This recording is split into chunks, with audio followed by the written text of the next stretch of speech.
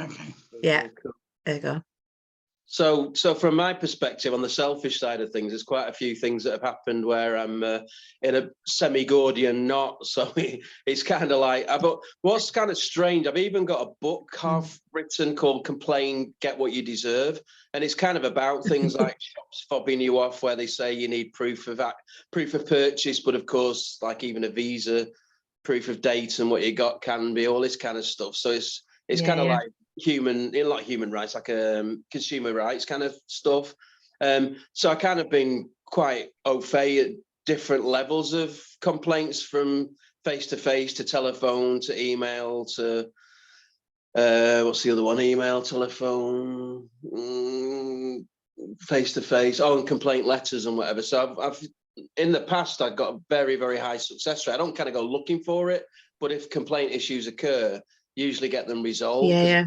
You know what I mean? Whereas I've noticed in more recent years, a lot of companies have kind of taken a stance now where they're almost like, some of it's a bit like, well, we're a phone company, there's only a limited number, and if we keep you on hold for 3 hours, it's terrible, but go to the others, you'll get the same anyway attitude. And also just kind of like battle with them anyway, and if necessary, we'll put a paralegal on it and just see how far we can roll it. And let's see if they're willing to go all the way, and most people will fall away, kind of thing. So even if you're really good at this game, it's become ridiculously difficult. So I don't know if you found that you're even more another level of it than I am, and I bet you still struggle to get certain things put right or whatever.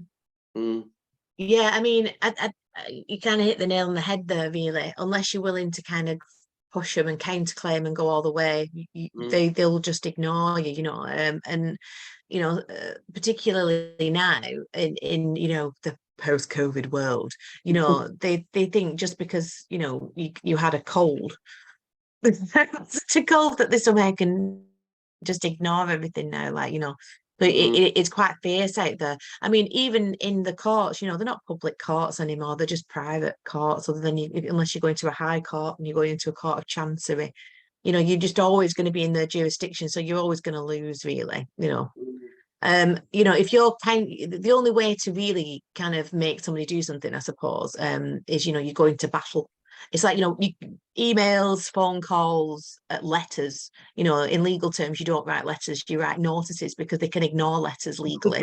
You have to write a notice, and it has to say notice on it, because they have to take notice. And then it's 3, so then you have to get them in commercial default, either by tacit or them not giving you the required evidence to validate whatever claim it is that they've made. But then you're getting into if you want them just to stop something, it depends if you want to stop something they're doing, whether you want to make compelled performance on their side to do something. So it kind of depends on the scenario, really, but either way you're in for a fight, because they'll just bullying it. It's the same. Fear and force is the same thing in it's the same arena, the same concepts as they use in everything. Okay, so if it's one thing, it'd be like a cease and desist notification. On another, it'll be letter before action and notice of, we are going to now litigate and give them time frames and kind of just manipulate it. So what's the situation if you actually say, I'm going to litigate and I need, I don't know, your address information, I need the actual limited company or whatever it is in order to serve papers, and they just ignore things like that? Is it just frowned upon, or is there an actual, are they supposed to legally take something serious at some point?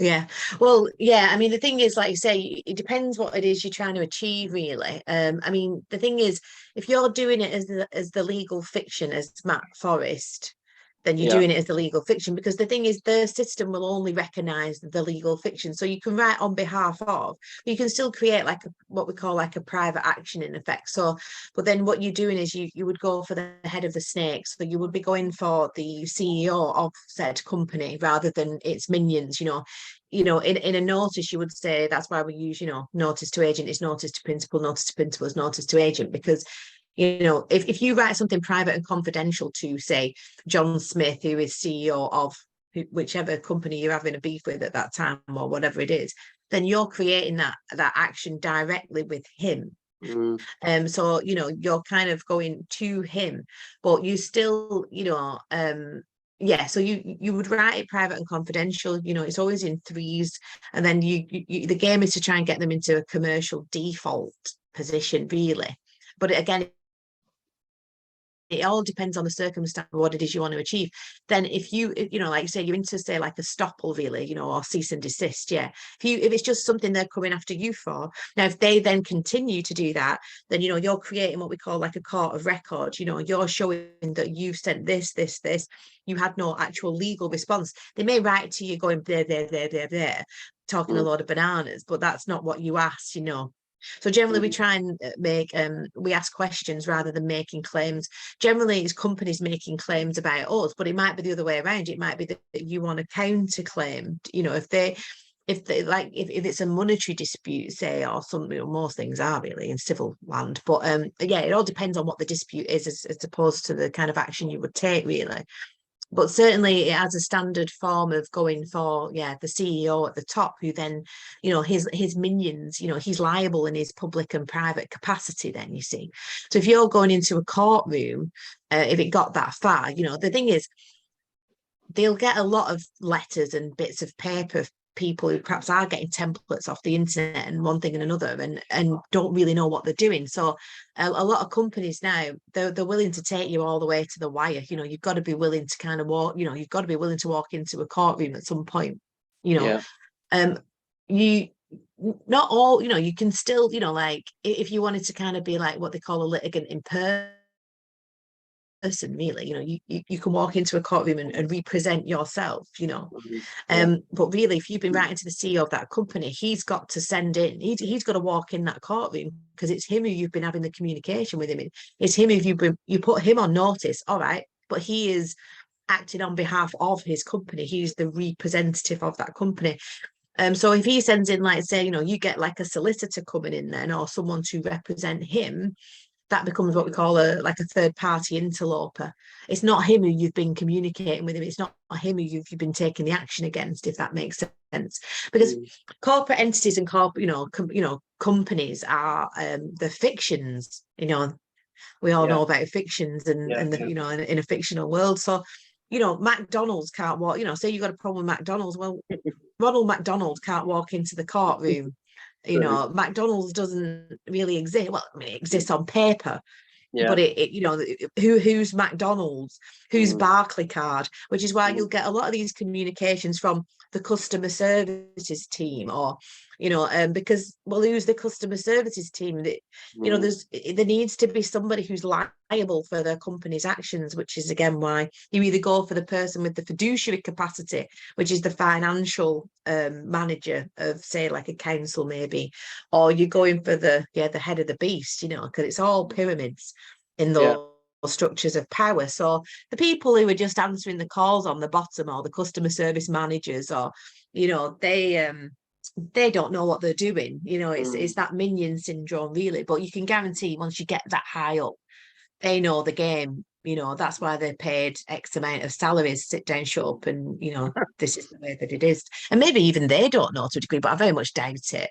So really, you know, you're going to counterclaim, or, you know, take someone to a small claims court, or, you know, like I say, it all depends on what the issue is, and you know, Why complaining, you know. Why don't you tell Camry about your Santander one then?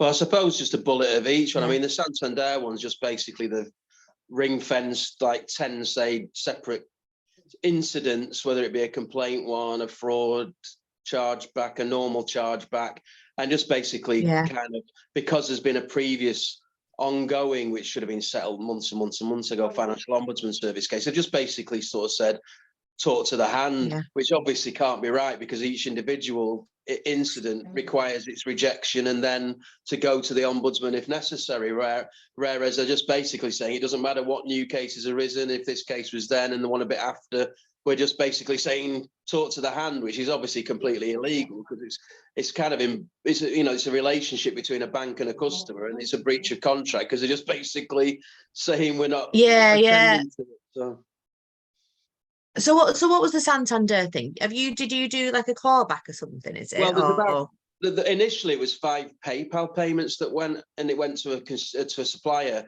and PayPal blocked it. And allegedly, there's a small chance that the people who were supplied kept the money and didn't supply, and it was just black and white fraud. But I suspect it's true because they are allowed to hold it for 180 days. The 180 days passed. So obviously PayPal just kept that money, which is just kind of like they've not kept the commission for the transaction, just kept the money. So this is like an ongoing case one. But since then, since then, more recently, unfortunately, there's been about 5 or 6 issues from cancelling a card when I was at an airport, so I couldn't get accommodation, couldn't get alternative flights. They admitted when I rang them the next morning, I had to sleep on the airport floor, that they should have notified and contacted me by phone or at least SMS and whatever, and they didn't. So they just left me in the lurch. But that's just one case. There's like a chargeback for a flight, chargeback for a currency, what do you call it, crypto. There's a charge back for a website that's been held to ransom and the credentials not delivered. And they're keeping hold of this money currently. Do they have the intent to release it back to you after a certain period of time, is it? Well, according to the PayPal's own terms and conditions, that's the case. But the issue isn't with PayPal, it's because it was a chargeback to run through Santander. Well, that's just $1,000. The rest of it's another $9,000, all separate cases. And these are within the last, say, 4 months, whereas that one's 18 months old. So what Santander said, well, we're not dealing with that, we're not dealing with that, we're not dealing with that, we're not dealing with that, we're not dealing with that, we're not, it's like, and if tomorrow my wallet gets, someone steals my bank card and something happens and it gets used and they say, we're not dealing with that, it's just like, anything to do with them and a chargeback, we're not dealing. It's just like they've just decided to basically almost like issue a kind of a ring fence around them, so I mean with something like that, I mean, it's like any kind of, it's obviously it's classed as a civil dispute, so if you've had, it's loss, it's always harm, injury and loss, I mean, leaving the legal and the lawful bit out of it. So if you've incurred a loss, then you have a right to claim, if you can, see, the thing is, if you would have to provide the evidence of that, because it's the maxim in law, he who makes the claim has to provide the material evidence. So if you've got the evidence of loss, which is, you can show that, you can take that, you can counter claim, and you can also claim for your time, you can claim for the stress and the damage and the inconvenience, you can claim for your court costs, but I mean small, I don't know what small claims courts go up to now. Is it 10,000? It might be. Other than you're going into like a higher kind of court, but yeah, so you can always claim if there's been, you can, if you're making a claim that there's been loss, because that's coming, you've claimed it, then, but as long as you can prove that, which sounds like you can, then you can counterclaim with damages up to an X amount, What I've done, because they've put the bank in jeopardy with that 10,000 that's not been reimbursed back in, I've kind of got a Santander mortgage and I've kind of cancelled that direct debit, obviously knowing that they're going to sort of start whinging, and month 2 they're going to whinge more, and month 3 they're going to whinge even more. And the idea might be flawed, but the idea obviously is that they will then get grumpy, issue some proceedings, of which I'd be quite happy to kind of go along to and say, the reason I'm not paying is because, yes, I'll admit I owe them money, but they already owe all this money, and then sort of provide evidence. Whether the judge would kick that out and say, well, that's a completely separate issue and you got 2 separate debts here, but that it's still valid, because I can just argue that I haven't got the money to pay them the mortgage because they're holding 10,000 of mine. So how long is it before they start getting really grumpy about houses? I've done it with Bank of Ireland as well, over a similar dispute. How long have you got before they start getting like, we're going to take your house, basically? Well, this is banking, isn't it? So again, the smarter ways to kind of go about it, really, because like you say, what you've always got to do in lawful and legal terms is what we call stay in honour, you know. So if you cancel your mortgage payment and stop paying them just because, well, not just because, you know, so but, you know, they owe you X amount in relation to this issue, it will be classed as a separate issue. You know, if you stop paying the mortgage on your property, you know, any judge will class you as being in dishonour. Also, if you go in, you know, arguments are for fools, that's another maxim, you know. So, you know, if you go in anything, you know, you go in anywhere arguing anything, even though the court system is adversarial in and of itself, which, so it's fucking dumb, you know. It's like arguments are for fools, but the whole system's adversarial. But you know, this is how dumb the system is. So it's well, actually, it's very clever, but it just doesn't work in our favour pretty much most of the time, because obviously the courts are in league with the banks. That's just a given. The banking system owns everything, as we know. You know, it just you know, it makes all these things legal, and that's that magic word legal. You know, you put it in front of anything. In fact, you know, it's a Black's Law dictionary definition. You know, it's a, you know, legal means to do something that would otherwise be illegal. So it's just a permission, as they do, like create new acts, new bills, to do whatever the fuck they want, really, because they're a big fuck off criminal mafia at the end, you know. And that's what you're up against, you know, with these things. So there's procedure, and there's ways to go about things, you know. And I certainly, with that kind of amount with Santander, writing letters, making phone calls, sending emails, like, you know, that's why they have complaint systems. You know, the companies or corporate entities have complaints procedures, because, you know, slaves complain. You know, that's basically what it boils down to. You know, it's like that's why they have petitions, you know, because petitioning legalese means to beg. So if you just want to jump up and down and say, I don't like this, well, you're a slave, because you are the legal fiction. You know, you've got a bank account, you've got a driving license, you know, you've got all these things. You are the fiction, and then you are the property, and in their jurisdiction, well, shut up and do as you're told. And that's basically that's what it boils down to, unless, you know, you're gonna try and be smart and you know, use their own rules against them. But like I say, with mortgages, you know, you can get your mortgage back. I mean, Santander is one of the banks that we're doing at the moment, you know, on the no win, no fee you know, mortgage reclaim, you know. So, you know, there's other ways, there's smart ways, like I suppose, like that's, you know, I'm going to be talking about this year in the main, you know. It's like be a debt ninja.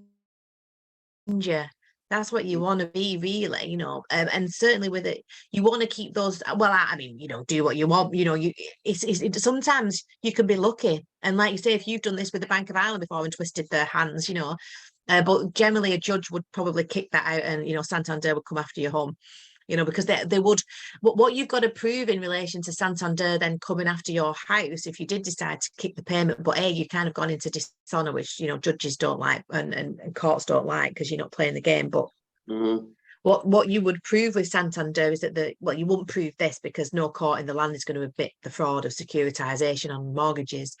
But like what we're doing with, you know, and Santander's on the list, you know, those kind of mortgages are always securitised within the first year or two, and securitisation is where they sell the loan note on and on and on and on. So Santander have been paid off. Your mortgage will have been paid off by whomever, and we use the term pay loosely because there's no fucking money, real money in of course, of course, you know. So, but you know, they'll have been paid off. So who are you paying? And the land, you know, the charge at the land registry will be registered with somebody who doesn't own it anymore. And again, I use the term own loosely, just using lay terms, but, you know, so that will have been passed on and on and on. So who do you pay your balance to ultimately at the end? So you can go after all the interest paid on your mortgage. You can get compound interest back. You can you'll get compensation from the judge, and then in the end, all the money that should be paid back to Santander that's left on the mortgage, well, Santander don't own it anymore. They've not lent you anything in the first place. Plus, they don't even have the original credit agreement. Plus, they've not told land registry. Plus, you know, HMRC have got the wrong details of the lender. So then the money is put into an escrow account, and technically you get that as well. So basically you get all the money back and you get to keep your house. You know, that's what we're doing in the group at the moment, with the no win, no fee mortgage thing. So it's like I say, really, you know, rather worth me doing that as well, I guess, then. Worth me entering into this. It's worth me joining with this situation that you're talking about. Does that apply? does that apply to buy-to-let mortgage as well? If I've got two, right? So I can. Yeah. So by talking with you, I've potentially got a chance of getting all previous interest back and what. So let me guess that. So they lend the capital, you purchase with the capital, they charge interest.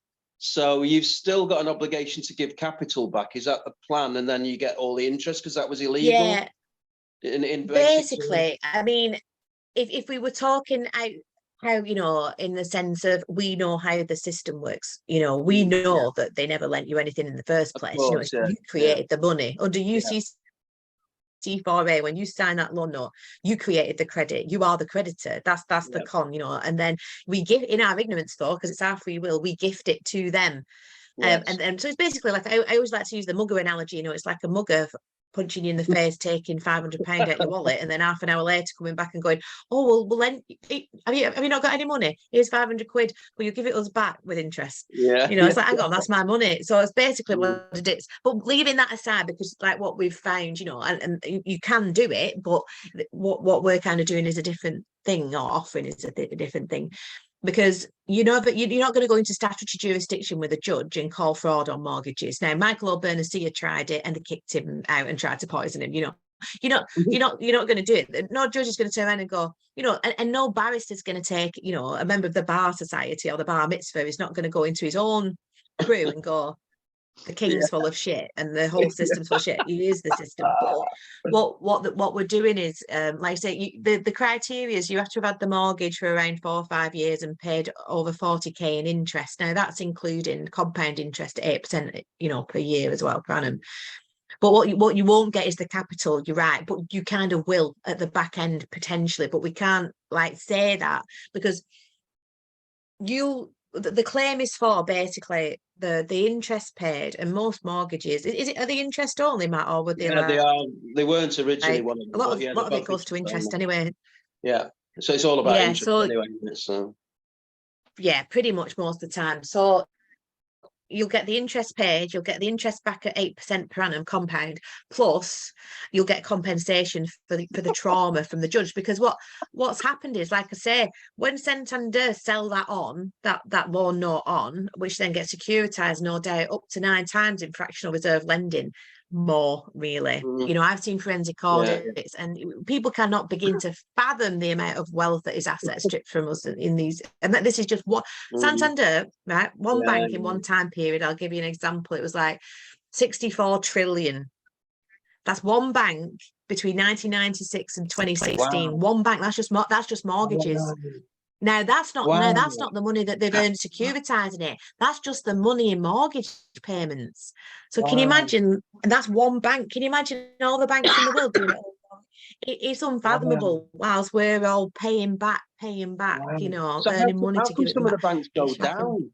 If they're creating money from nothing and using fractional reserve banking, how the hell does a bank go bust? Doesn't even make sense. You know, when they're like,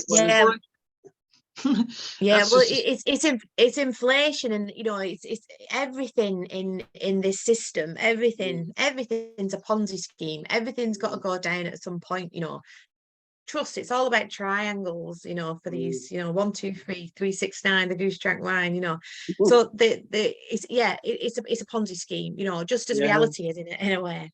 You know, it's like it's got to go down at some point. It's got to reveal itself, because you just you know, that's what inflation is. Just a load of hot air, you know, and at one point it's gonna go down. But like I said, the best thing, what I'm kind of like, you know, trying to show people this year to a degree, you know, and there's people far more skilled at process than me, but you know, luckily, I work with them. But you want to kind of be more of a ninja. Why fight the system? It's energy harvesting, and you'll understand this, Matt. Like, you've got all those. Imagine how many letters you wrote, how many phone calls. It sucks your energy, and it's, you know, as we know, what we give our attention to, you know, as energy goes, where attention flows. I can't remember which way it is. I can never remember which way around it is, but it's purposefully done. You know, if you're feeding that energy, that mainframe, it loves the law, because oh my god, it's I've learned it's the biggest energy harvest, and that's why I've stopped doing it. I've moved away from it. I'm like, do you know what? I'll work with people who are doing these processes, but I can't be arsed anymore. My whole life's going down the toilet in this this law labyrinth. Whilst, you know, I'm not sniffing the roses. I'm not hugging my dog. I'm not living like a fuck 'em. No. But you know, the smart. What I've learned is, don't fight the system. You ain't gonna fight it. You just, unless the whole place just wakes up and says no. That's ultimately what it's about, and we create our own systems.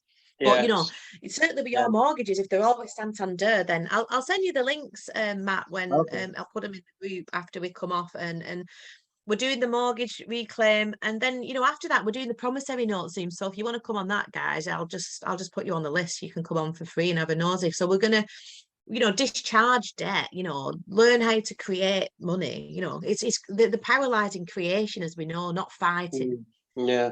So I like I it. I mean, like a bit of both on occasion. I was going to say exactly that. The one thing that we have got from it is the fact that it sharpens us up.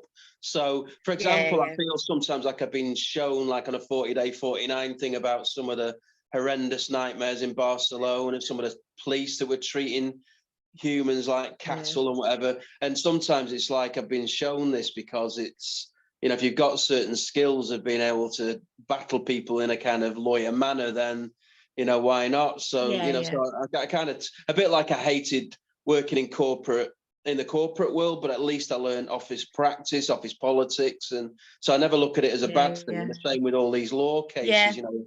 So it is what it I'm is. the same, you know, you need that point of reference, don't you? I think, to be able to know what we know now. You know, I don't think I ever went to fight the system. I think I just got it like a puzzle. I just create the awareness of it, because that's the key, really. You know, you're not going to bring that thing down. It'll bring itself down. But it's like we say, you know, the injustices and all this stuff. And the key to it is learning that you're a creditor, not a debtor. And that's why I'm dead passionate about that, because as soon as that clicks and you can reclaim your estate, in potentially, you know, you were always in estate.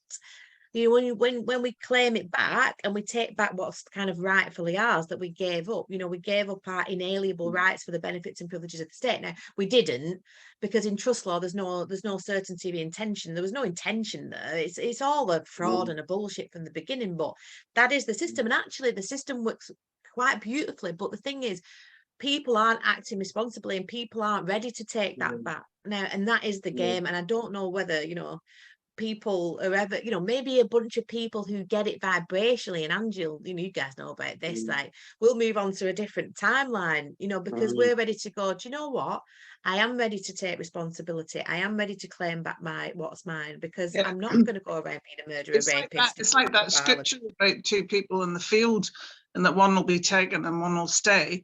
So it's not literally that, you know, somebody fucking disappear. It means that one person is is working in the quantum field, while the other person doesn't fucking know what you're talking about. It's that kind of knowledge, really, that you've got different knowledge than the other person, and that's why there's all this division and nobody gets what anybody else is talking about. It's because they're not working in the field. They might physically be in the same field as in the world, as in field of vision. But the field of consciousness, of course. I didn't think of field of, it's funny, isn't it, like little things like that. But then you've got someone like the patent attorney, he's called Andrea. He's basically a red brick from American, from Chicago, red brick law and red brick chemistry. Now he's the same. He actually manifests things. I've been there where he's done physical manifestations quite a few times. Kind of interesting. So very law of attraction, very much into energy, whatever. But his whole family think he's insane and that he's psychotic, because the problem he's got is he'll engage with normal humans, if you want to call it that, and because they don't get it, they just see insanity. And to some degree it's true, because you can expect an event to be built, a major global event, has no kind of connections in the industry, doesn't know about music events, doesn't have music connections. So it's massive on the intent. But while we're in the 3D realm, there still kind of is action as well. That's the thing, isn't it? So, you know, it's like, you know, we still have to dance in both. I mean, obviously the ideal world would be that we all shift, and those that shift, it kind of creates the new reality. But I mean, it's a bit like the thing with Yeah. Angie in teaching. It relates to what we've just talked about with our polishing up our legal skills. And Angie's right that the whole teaching system's crap. And like, why would you bother to learn maths? Well, actually, maths is very strong at increasing your logic. So even though you might not use calculus in an everyday basis, it's not throwaway because it's kind of a language, it's useful. So it's this kind of divide, isn't it, between the duality that we're in and also same with English as well, isn't it? But that's from learning English, then you get to learn about etymology and actually the roots. And then told that Latin's dead. We all go around thinking that Latin's a dead language when it's actually much alive. It's the first one of the first languages, you know. So the root of the word. Yeah, exactly. So the English thing, that's why it's there.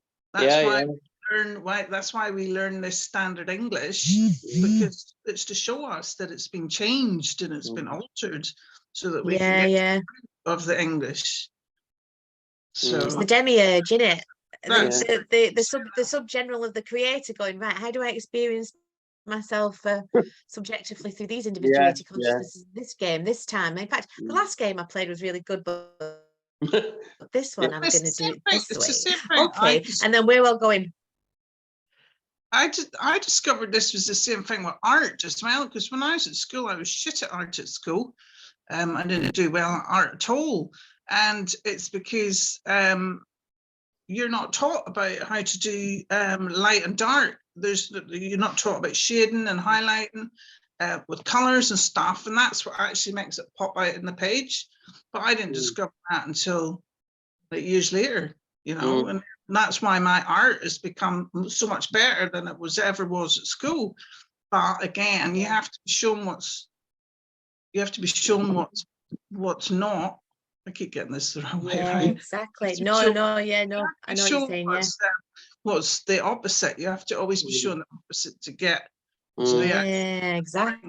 And that's the Love and Light Brigade. It's like, whoa, no, you know, because you've got to embrace the both of them, and then the paradox of everything in them. I think that light, dark, hot, cold, it all just kind of gets resolved. You just like it does become one. You get it. It's like, all right, the black cube, the black square on the cosmic chessboard, cube, Saturn. It's next to the white. You've got to have them both, and you know, it's like, and it's there to show you what you are not, but you've got to integrate it all. Because Doctor Strange, isn't it? When he's got those two discs and he's opening portals, you've got to have both energies in you. You've got to be in the pivot of it all. Really taught at school 2D, really, because that's the same with the art. They only taught how to do art as in a 2D art shit, not how so it's in 3D, if you know what I mean. So everything's flat and everything's just the basics of everything, but they don't teach you the depths of anything. How to go in deeper into it. Exactly. And then you've got that's exactly what the game is, isn't it? You know, like 4DC and 3D and 3DC and 2D and 2DC and 1D. So if you can begin in 2D to see 3D, then you kind of and it's the same thing with the law, this law thing. You're only, most people are only seeing the 2D aspect of it. We're not looking at the things behind the law, like the legalese and the language that they use and stuff like that, and how to. The other thing as well, though, is if I go in front of a judge and he says, "Mr. Forrest, do you understand?" and I say, "No, I do not stand under you." It's all very well, but they'll say, "Well, that's contempt of court. Do it one more time, and I bang you up." So you might even know their game or whatever, but you know what I mean. So it doesn't necessarily translate, because you know, it's like you can't actually be held in contempt in a civil matter. Now they'll tell you that laws, you can't. Well, they'll tell you that they can. But the thing is with these courts, I mean, take like, you know, the peacekeepers who've been taking on the council tax and things like that, you know, and they've had a win, you know, and that's really good, because you will get wins if you know how to move a court and you know how to do it, and you know that guy did that, but You know, generally they just railroad. It's It's a term in legalese. It's an actual thing they do. They railroad you and they bully you, and then if you lose your footing at one point, and then they'll have you, but they'll just ignore it because the other thing is, you know, you're a legal fiction going in talking to fictions, you know, so Mm. they don't have to do anything under the law. They don't have to acknowledge anything, and the dead can only talk to the dead. So they're not gonna speak to a living man. They're not going to do it you're not going to get that in statutory jurisdiction. You have to move the jurisdiction in the court, and that's what people don't realise. They just go in there saying these things. But if you've got a bank account, a driving licence, a passport, then you're in their system, whether you like it or not. You know, you can go in there saying you won't stand under them, and you won't do this and that, or I'm a living man. It's not going to work. So basically, yeah, but to get rid of all of that's a tricky maneuver in this day and age, isn't it? That's the problem. I mean, you kind of need a driving license. Yeah. Copper stops you not got one, and you know that it's messy. Yeah. So, have you got any Yeah, further with all just- that? You were talking about you becoming a limited and yourself being a limited entity to therefore Yeah. straw man kind of thing, I guess. Well, you can do a status correction change, but really what you're dealing with is equity, unless you've committed a crime, really, you know. But the thing is, what you want to do is you can turn yourself into a limited company, because limited companies become, you know, you would become the director of your limited company. So you're separating the legal fiction from the man, in effect. You know, this is how, you know, MPs get away with it. This is how corporations get away with it. You know, a limited company has limited liability, and you're removing yourself from that jurisdiction, because the ship or the fiction, you know, is in United Kingdom PLC waters, you know, whereas company's house is in England and Wales.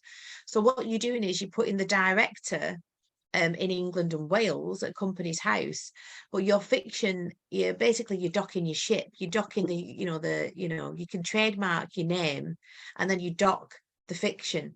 I mean, that process works on the fact that, you know, we were always meant to take our names back, you know, via the birth certificate, you know, because if you look on your birth certificate, depending on when you were born and what style you've got, it'll either be box 10 or 17.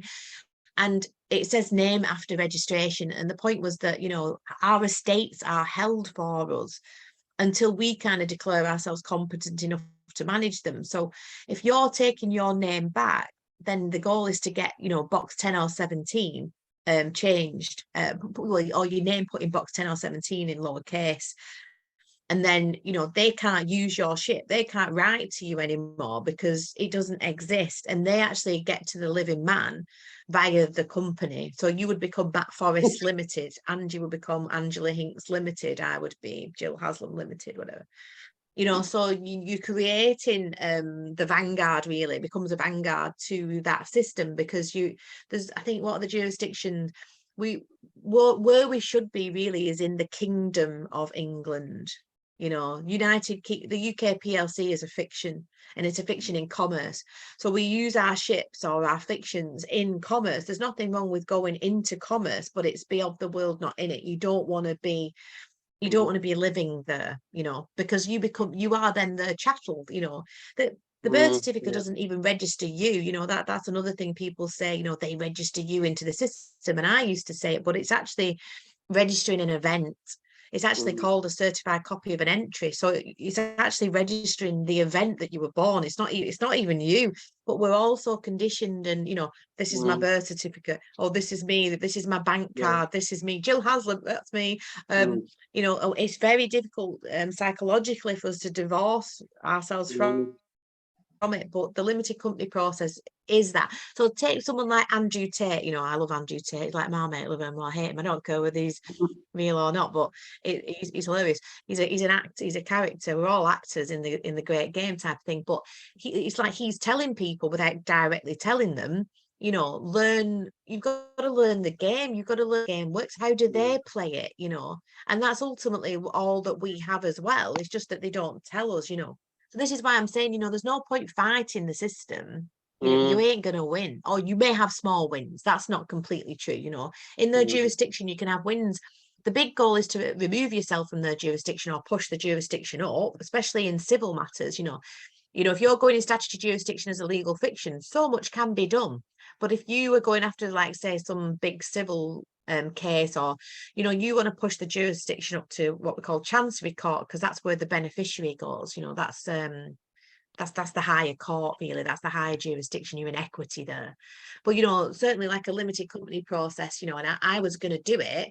But again, I thought, what a load of energy, what an energy Yeah. harvest of epic proportions in the end. I don't care enough anymore. And I think the point is, like, you know, I will do it. I mean, I might do it at some point, but, you know, basically, if you've got assets you want to put, I haven't got any assets. I have a bank account now. Even my van's in my mum's name now. I have nothing. What they're going to take from me. But if you've got assets, then yeah, it's good to be sensible. It's good to use trust law, because that's what they use. Everything's trust law. Even the limited companies trust law. They're just special purpose vehicles for, you know, holding assets, because it's that own everything. I mean, control everything, own nothing. Yeah, yeah. And that's ultimately what you want to do. And also, you know, why fight Santander? You know, all right, you can fight Santander for that issue. Say, you know, for an example, you know, take them to a claims court, but you're going to have to take them to court if they're just going, yeah, go away, because that's what they're all doing. Yeah, go away. Well, all you've done is write letters. You've not wrote notices, and you've not put in a letter before claim. You've not took them to claims court. You're not doing it for compensation. That's where you need to go with that. And then round the back door, because it's be a debt ninja, then get all your mortgage. Couple of questions. Well, the first one is that the downside of the limited company thing, it doesn't fully acknowledge that we're not only removed, we're also genderless, we're kind of timeless. So it's only an actual step towards the reality step, isn't it? So it's kind of like, even that isn't the full kind of. The other thing is, if you were actually fighting them, then I suspect that if you've been Matthew Forrest, bank account Matthew Forrest, and then you sued them as Matthew Forrest Limited because I've actually now done a prince and turned myself into a symbol, then they're probably not going to acknowledge that anyway, are they? They're still going to want to play the old game. So. Well, in a way, what you're doing is, you aren't, at the moment, we aren't controlling our ships. You know, that's why they can kind of write to you and put you as a debtor and demand you pay. You know, it's all that. Whereas when you've docked your ship, you know, they can't use it. They can't get on it. They, you know, if you trademark your name, they can't use it anymore. And actually, allegedly, but I've not done it, you know, then the debts that you had go away, because it's, you know, it's in the name of the fiction. But so now you're running everything from a limited company. You know, your passport goes to a company passport. It turns to a C, not a P in it. You know, you become the commander of your ship, rather than being the well, I used to call it I say it stand for pauper, but I got told that it stands for purser, which means a slave on a ship. So, you know, so what you're doing is you're removing yourself, really, you know, from that legal fiction. However, if you want to go into commerce and use your ship, well, you can, because, you know, it's like how Hornsey would kind of Carl, you know, explained it. Say, you know, say this corporation's Audi and say this one's BMW, yeah, they can talk to each other, because they're on the land. You know, the director of Audi is on the land, and the director of BMW is they're in England and Wales. That's their jurisdiction. Yeah. But what they want to do is, if they want to communicate to each other, like, say there's like a minion that works for, you know, BMW and Audi. Well, you know, Audi going to, you know, send its minion into, you know, BMW and say, right, I want a BMW. And BMW go, well, yeah, that's 20 grand, or that's 50 grand, please. I don't even know how much BMW is, probably a lot. That's £75,000. Right, okay, well, you just send the bill to Audi. Oh, right, we'll bill Audi. Right, okay. And then they get the vehicle, and then the debt's discharged from the company. You know, so the fiction is used to go and communicate and get the groundwork done, but the liability isn't there. And then the company is used to discharge the debt. So you send in your little fictions into commerce, but you've separated yourself as a being. Yeah, makes sense. And then you get your company logbook, you know, your company checkbooks, things go into company names, things go into trust. And this is what Andrew Tate talks about a lot. You know, he's like, learn how to do that, you know, because Andrew Tate, he says, I've got 80 cars. I've got a yacht in the south of France, but I haven't. My company has. I just work for the company and get use of it. Yeah. Because the thing is, in statutory jurisdiction, if you own, we don't really own, which is Mm. why they can come and take it, because you're still a slave. You're still Yeah. a pauper or a Yeah. person, and you're not commanding your own ship, and you're not having that distinction between the jurisdictions, you see. Mm. So rather than fight the system, which is where I got to, and even doing the company process, to be honest, I thought, you know what? Mm. It's a lot of effort. And I thought I just got to that point where I'm just going to go and talk about timelines and shit like that. I'll be over it. I just can't be arsed with it anymore, because it's an energy harvest in and of itself. And I thought, well, for me at the moment, I don't need to do it. There's no reason that I need to do it. Now, if I had assets and children, and I might think again, Mm. because you can trademark your own kids, Mm. and judges can't interfere in commerce. That's a maxim. Right. So all they can do is, if there's a dispute, they can arbitrate. Is that the right word? Right. Yeah. But they can't interfere. So Okay. if you trademark yourself and you trademark your children, it's like, without blabbing on, but it's like Michael Jordan sold his name to Nike. Well, Michael Jordan couldn't even use his name without Nike's permission, because Nike trademarked it for the treads, for the trainers. So, but what also happened is neither could anybody else. So, if he was getting billed, or, say Michael Jordan had to pay his council tax. Well, who is Michael Jordan now? Mm. Who are they writing to? Well, actually, you've just used that name, and now Nike own it. Now, Mm. intellectual property, isn't it? As you know about, it's intellectual Mm. property again. So you've just used my intellectual property that's trademarked. Okay, I'm going to go after you in a court. Stop Yeah. using my name. And it's kind of like that. Mm. Yeah. But you have to know what you're doing. So me Mm. trying to get, and I've not done it even. So, trying to tell Mm. people how to do it, people get themselves in a whole host of pickles. Mm. Then this is the problem that I've got to with it all, really. I don't Mm. like teaching people, and I don't even like using that word, because it's like they're not doing it right, and then it all becomes, it don't work that, and it's shit Mm. that, or Mm. it's like, well, you've done something wrong then, Mm. probably. You have Yeah. to become a master of it, like anything, and unless you're willing to put that energy into it. And I realized, I thought, you know what, I think I'd rather be doing other stuff, Mm. You did because it's mention an about energy harvest. when a case is personal injury that is normally deemed as 3 years, but you said that equity lasts forever, kind of thing. But how do you get a court to recognise that if the whole game normally is that it runs out in 3 years? Well, yeah, I mean, you're going to be in statutory jurisdiction. So again, you would probably, it depends on what it is, if and who's if it's a contract with, who was it? Was it a personal injury with a company, or was it with a person? It was an optician, a personal injury accusation against an optician for a lens being stuck behind the eye for 7 years, basically. So contact lens. Wow. Yeah, yes. Okay. So that's more like a living, and you can go, I suppose it's like a common law, it's a civil issue, in it. But yeah, then a person against a person is going to be, that's going to be statutory, really. Because it's contract, isn't it? So you think I mean, equity the thing is, even if knows it's no 6 years, time. so equity knows no time. Well, the thing is, what happened, I just very briefly say that the judge in the end said that even though I was a litigant in person, because I couldn't instruct medical evidence because no one would accept a litigant in person. So I went to one and no, and no, another and no, another and no. And then the judge called a meeting and basically gave a court order, which I consider as an infringement of human rights, because it effectively meant I couldn't be a litigant in person, because the court order itself said that I needed to go and get a lawyer. Well, of course, that's forcing me into pay if nothing else, when I don't really need to. The problem wasn't me being able to gather the information or represent. The problem was that nobody was willing to do what their job was, which is to accept money for a medical evidence document. So the judge himself, and he also only gave 3 months for this, which people like Pannoni turned around and said, minimum 6, we couldn't even do it in 3. So, I mean, the judge himself, he even gave it too narrow, but he didn't care. I kind of said, well, it's too short.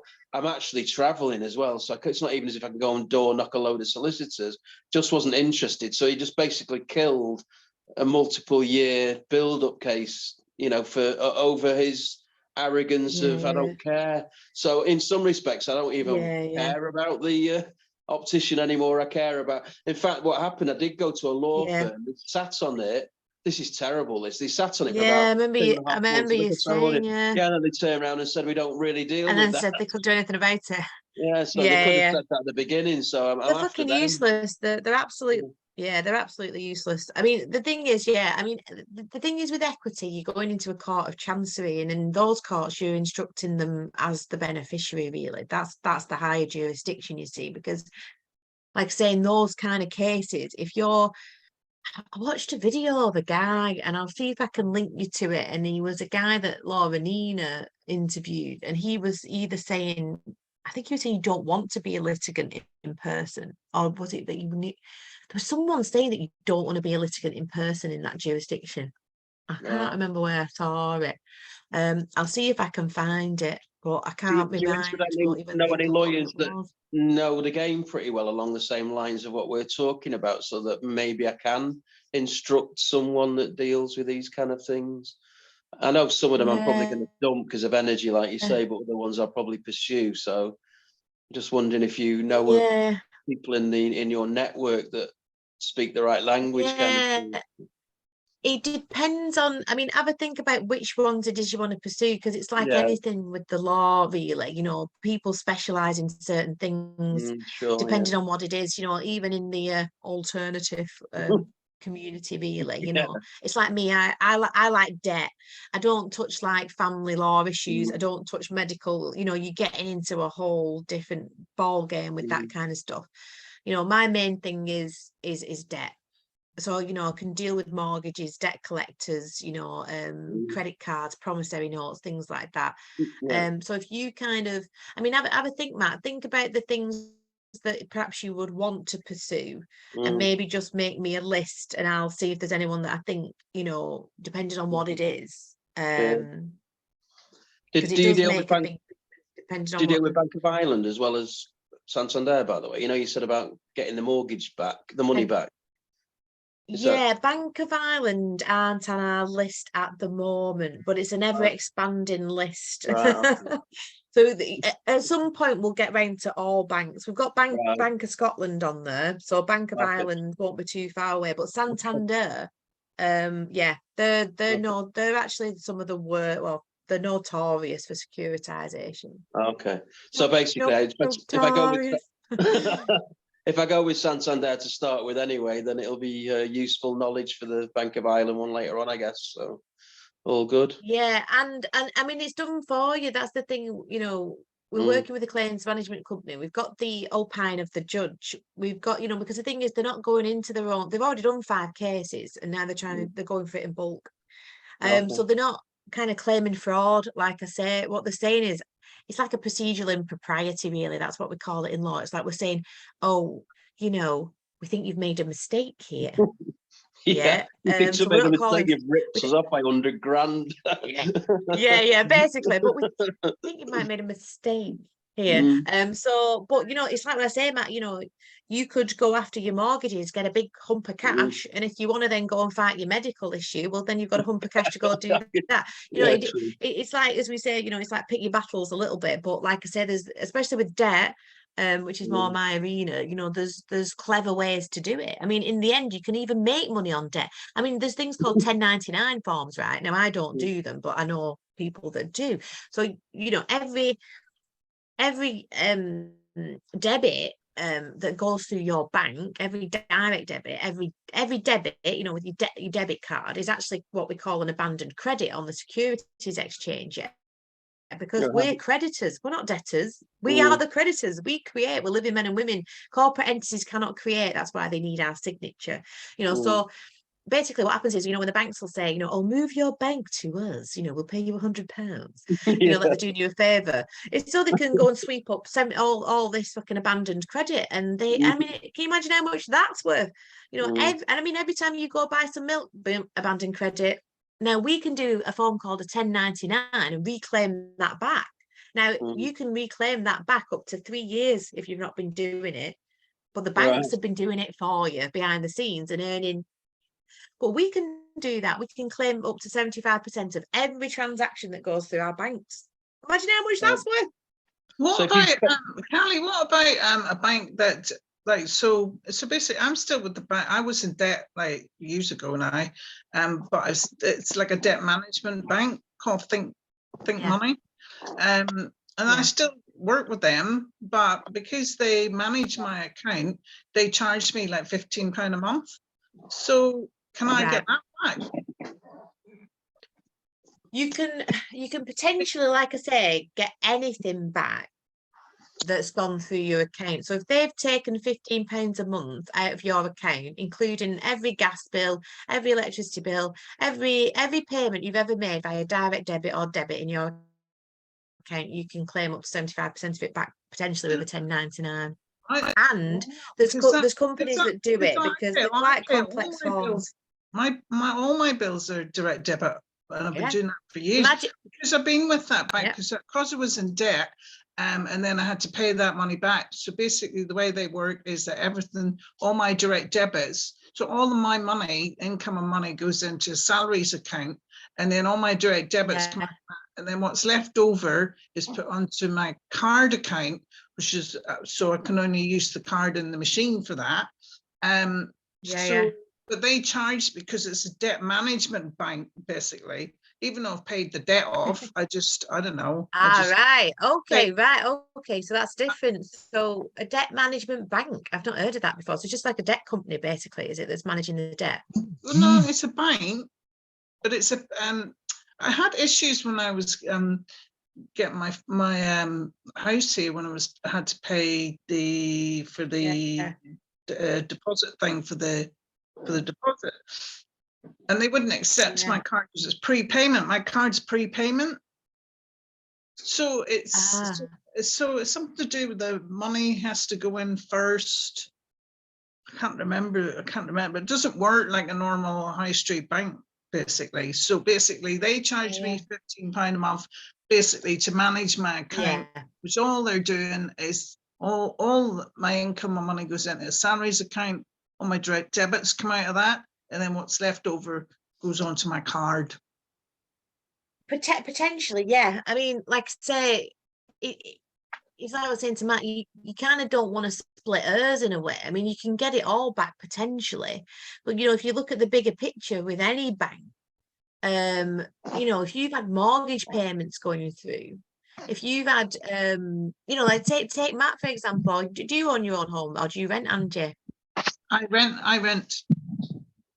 I don't have a mortgage. Well, because what happens is, like I say, say Matt goes after Santander and says, "I think you've made a mistake here," and gets a big wad of cash. He can also do a 1099 form and claim back all the payments via his bank as well. The amount of it's like what I'm saying. It's like, we can't, and when I say, we can't begin to possibly fathom the amount of, wealth that the assets strip from us. I mean, we can't begin to fathom, so even clawing back the amounts that we can do, if we start acting, as a creditor instead of a debtor, if we start trying to discharge debts rather than paying them, I mean, you can do permanent credit, correction statuses, but leaving that aside, because I don't know who's done a correct one, I don't know, I stay away from that really at the moment until somebody goes, there you go, there it is. But we can claim back, we can actually learn to make money from debt, because that's what the banks do. It's called basically you're becoming the banker, and that is kind of the title of my talk really this year. Wow. That's very, very interesting. I didn't know any of that actually. So that's good to learn. I'll send you some links. Like I said, I'll put them in when we come off. I'll put some links to all these things. Like I say, MFS do 1099 forms, but obviously there's an upfront charge and then they'll charge at the back end. But if the claim's it's worth doing, so when you do these forms at the 1099 form, do you get any resistance from the bank, or do they just?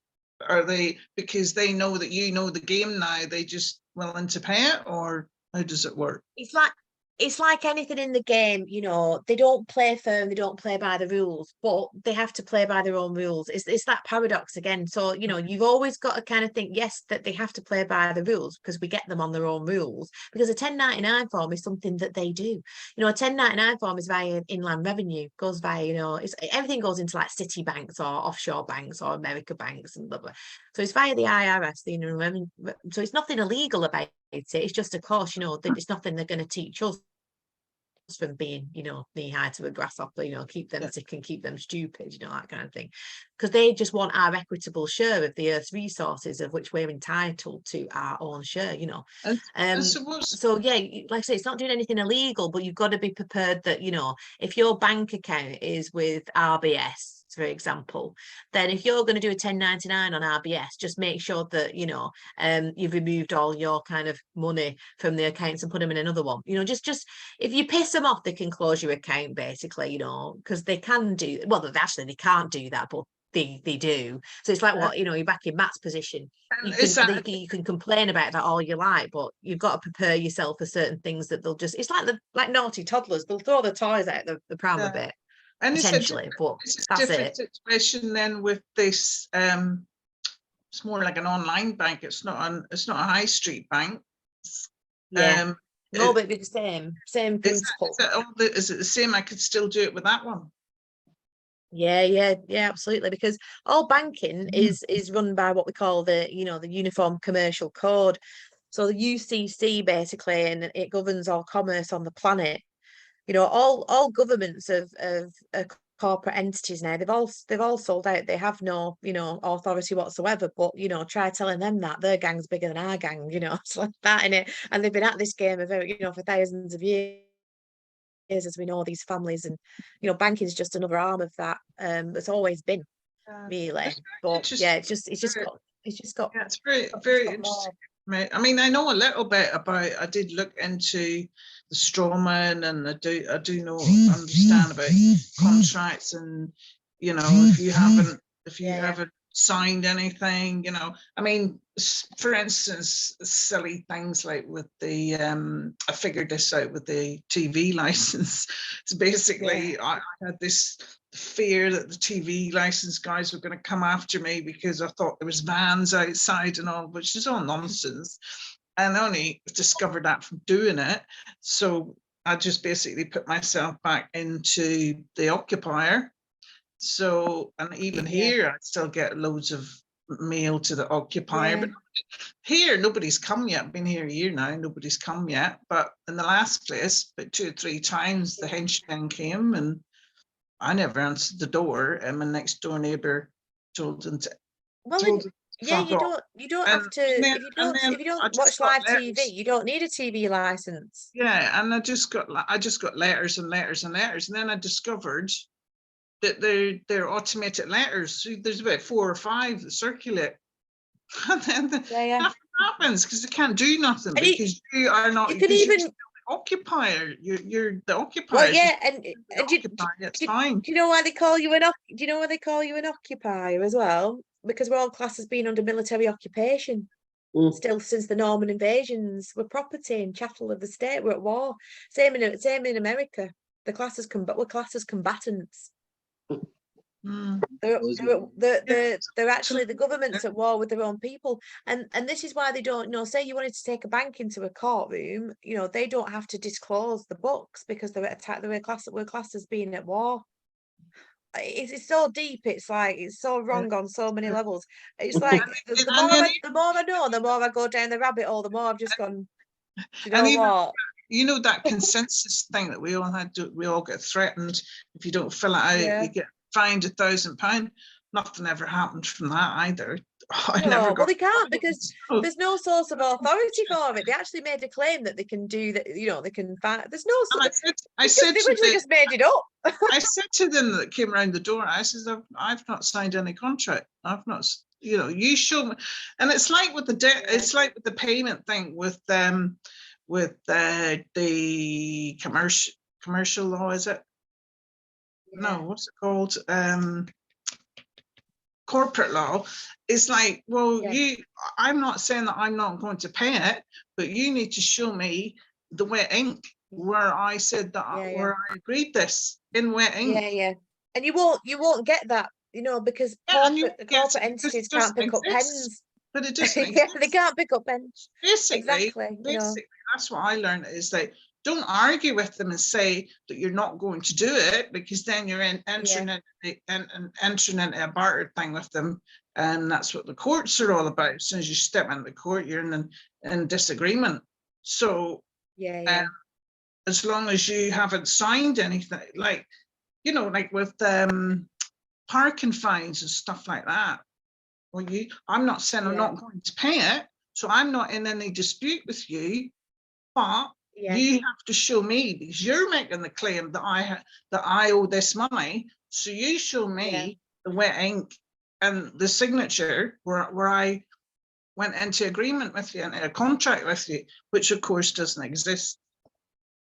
No, and none of them have it. You know, the whole system relies on presumptions, assumptions, tacit, and hearsay. You know, the whole system is just a fucking nonsense. But like I say, the best way to do it is not to fight it. The best way to kind of to win at it is to realize that really you're the banker, and when you realize that, then you can start to box clever. It's like the Monopoly game, isn't it? It's just a game of Monopoly. So I need to learn how to do bankers. That's gonna be my opening slide if I decide to do a slidey style presentation, and I'm kind of veering away from them.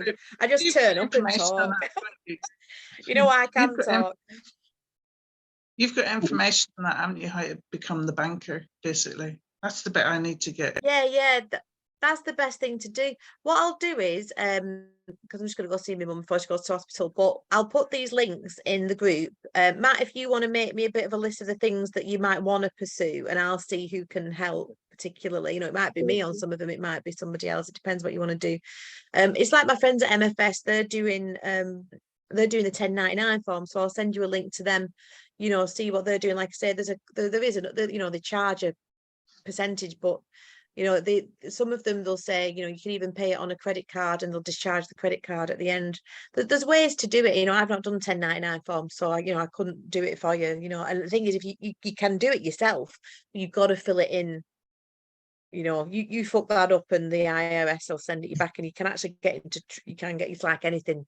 You know, they're not gonna, they don't make it easy for you. So you need to find people, or, you know, you need to either know what you're doing, or you need to find somebody who does. But there's benefits and there's ways, you know. Yeah. I'll put it all in the group and have a bit of a toot, and then we can have another one of these, you know, we can have another chat and you know, have a look, and we can do another one. I'm about. Brilliant. I'm just wondering, Matt, should we maybe we should do this as like a little poddy, like it's a podcast already. We've already talked about it. If Callie doesn't mind. Yeah, do it. Yeah, but there's nothing more I love rambling on about than this shit. You did mention that you were going to send me and Angie something before. Is that the same as what you've just mentioned? This 1099 thing? Was that what you were talking about? Because one of them was the bank. Yeah, I'll send you some. Yeah, I'll send you a link to my group that does the mortgage reclaim. I don't know where the link is for that, but I'll send you the Telegram group to where we're doing the mortgage reclaim from, and then you can keep an eye on there. So when we do the Zooms and stuff, Matt, we're going to do a free Q&A Zoom for it. I think we're going to do the next batch of mortgages that go through to that end of May. So, you know, you can just keep an eye on there, but you're welcome to come on it. We charge like 100 quid to come on it, but I'll just put you on it, and then we can put you forward for it if you want to go, you know, come and see what it's about a bit more in detail. So I'll send you the links to that. I'll send you a link to MFS where they do the 1099 forms. I'll send you my link to that, because like I say, I don't do that, and the rest is just like debt ninjaing really. But I'll put them all in the group, and then like I say, we can even do a series, or we can just have another meet us guys. I don't mind. So in terms of that mortgage thing, you recommend I should probably just resume that fairly soon, just to keep it clean, and then attack them the different way, the way that you're saying. It's never for me to tell anybody what to do, as I say. You know, you've got to. But my advice would be, certainly if you did want to go for a mortgage reclaim, you can't have any arrears. You have to be get it straight. It's like I say, there's a smarter way to get them than fighting them, and You know, that because you'll ultimately fail, One as I last found out. thing. I've just actually, ironically, ported my bank account. I'm moving to NatWest away from Santander. I presume I can still do this MFS 1099 at Santander for the stuff that's previous transaction anyway. So that won't affect anything, the fact I'm shifting bank. And I'll get my 200 quid that you talked about. There you go. Yeah, so win-win. Yeah, no, still keep the bank account open. That's all I'd say. Don't close it, because you know, claiming back on historical bank accounts can be difficult, even if it's been recently closed. So you just want to, you don't have to be using it, but yeah, just keep it alive. Right. So if I've arranged for a transfer, then it doesn't kill the old one, does it? I can still keep go and put a pound in it or something. Yeah, just as long as it's open. I have loads of bank accounts. I'm terrible. I have some Halifax. There's not much goes on in there, but you know, it's just keep it alive, so to speak. Don't kind of close the account. Brilliant. Because thanks for your time, both of you. It's excellent. Cheers. Yeah, no worries, guys. I'll see you on Thursday anyway, won't I? But I'll put those links in today. Okay. Yeah, I'll put them in there this afternoon when I'm sat there twiddling my thumbs later. I hope your mum's okay. Catch you soon. Bye. Yeah, no worries, guys. Thanks, guys. Bye. Bye.